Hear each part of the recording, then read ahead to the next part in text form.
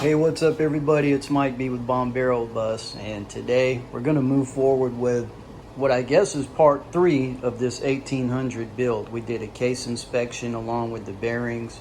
Part 2 had a little bit of a fix that I felt was necessary on those cylinders.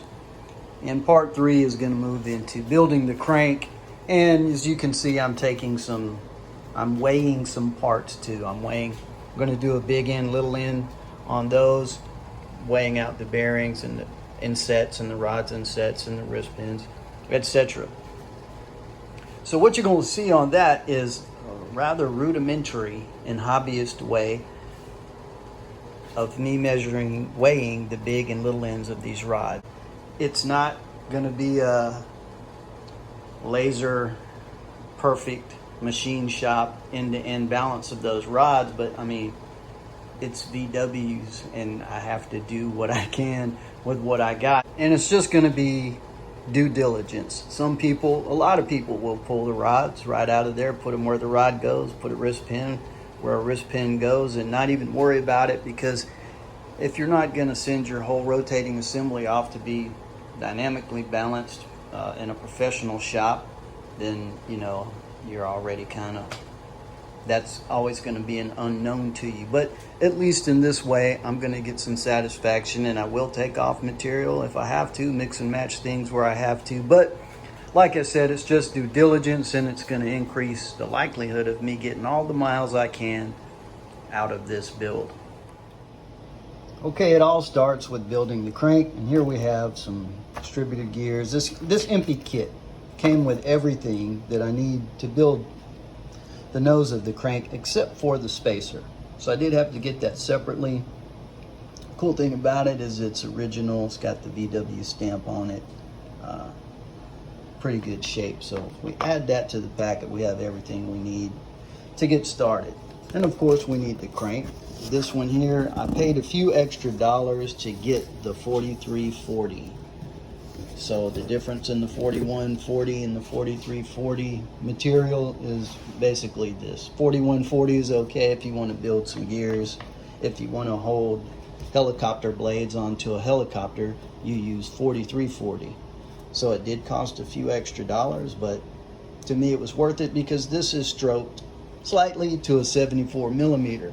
And I plan on keeping it for a while. And here we have the 8 dowels instead of the 4 that you see on the stock ones. I like that it's counterweighted. You can tell that by, if you ever look at one silhouette, you could basically draw a straight line across there and a straight line across there, an imaginary one. And the reason for that are these weights. If you can see those.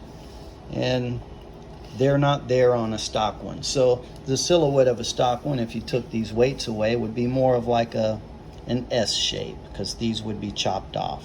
But what these are doing is, and especially on the number 2 main, let's say here's the number 1, here's the number 2 main, number 3, and number 4 bearing will go out there. But what they're doing is counteracting the weight of the big end of these rods. So as the big end of those rods are being thrown in one direction, this weight is countering that force and supposedly keeping things a bit more balanced. So if you look right here on the number 2 main, look what's happening. 2 big ends on either side of it are getting thrown at the same time. So that's a lot of force, and that's why your number 2 main bearing can get pounded out pretty quickly and sooner than the others. Now, as I understand it, that's the theory of it all, and the cranks in our other Volkswagens are not counterweighted. So this is the first one for me. Looking forward to getting it together. That's the process we're going through. And then later we're going to go out to the barn way over there, and we're going to weld a gland nut to the back end of our engine stand. So we can put that crank on there, start putting it together. So let's do that. Let's head out to the barn and see if we can make any progress on getting that gland nut welded up.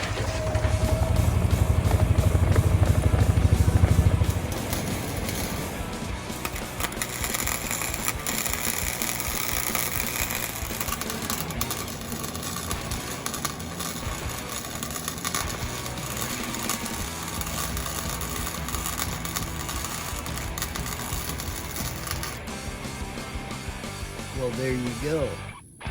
Here at Bombero Bus, we're not afraid to show you our welds because we're not professional welders either, but it looks to me like old KB did a pretty good job on that. And I'm going to test it right now by see if we can spin a crank on there.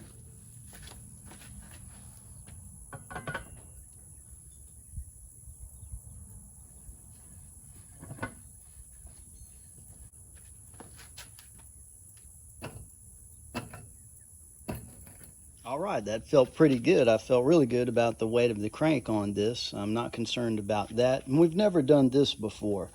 We've always had the flywheel to put the crank on and build it that way.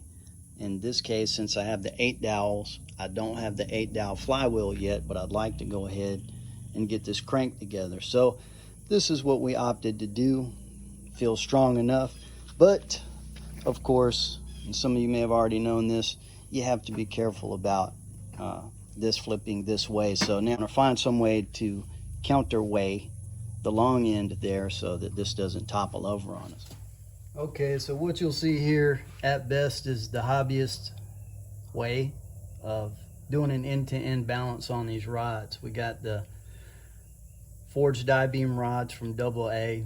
They're 5.325 inches, and they're a little bit shorter than stock because we have that stroked crank. So what that should do is put my deck height in a more natural position and not need a ton of shimming underneath the cylinders.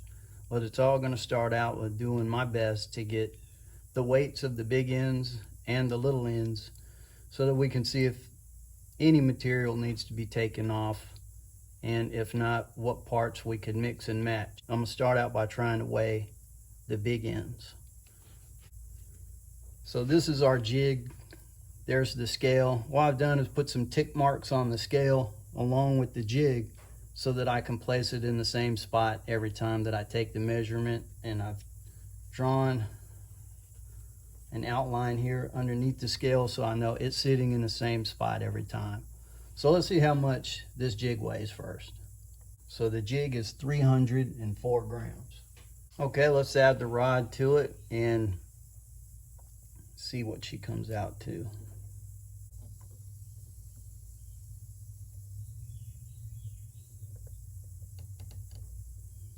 This first rod on, and also put a tick mark here so I could split the seam on this rod and each one put in the same spot. Okay, we got 643 grams for rod 1 big.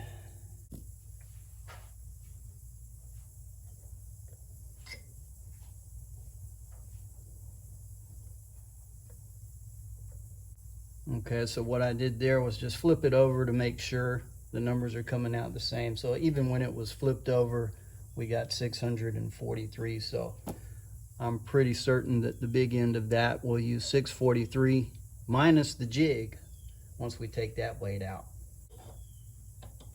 Let's move these around and we'll do the little end.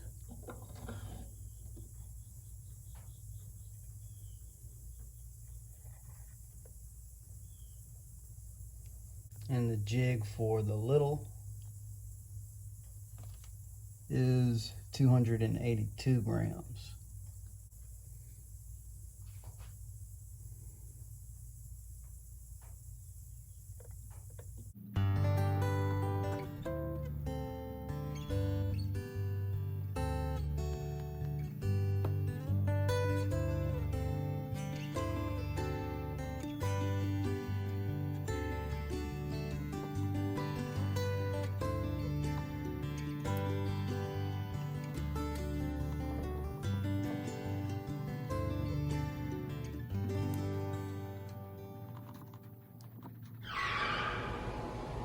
Okay, I'm back inside, but you got to look at making progress on the land nut on the stand so we can use that to build the crank. And you witnessed the, as stated, rudimentary technique that I used for balancing these rods. So is it as good as a professional? No. Is it better than not doing it at all? For sure. Now, here's what I found out.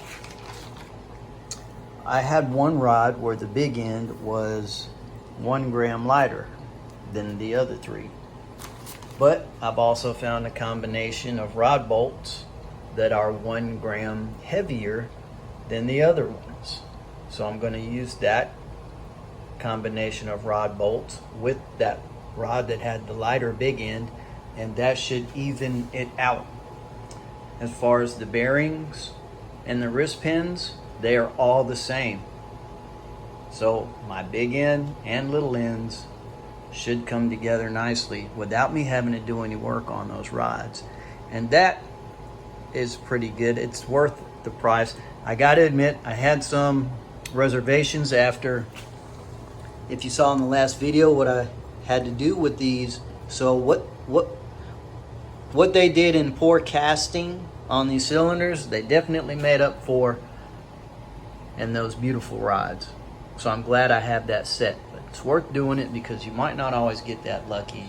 So basically, if I took this whole rod and set it on here, and then that same rod I added up the big end and the little end, you would have 10 gram difference between those two techniques. So it's not really good enough to just lay the whole rod on there and think you've got the weight of it, unless you've got some big commercial scale that I don't know about. So there you go, a short vid on the next part of this build. If you hang around for the next one, you'll see us put together this crank, and we'll just go from there.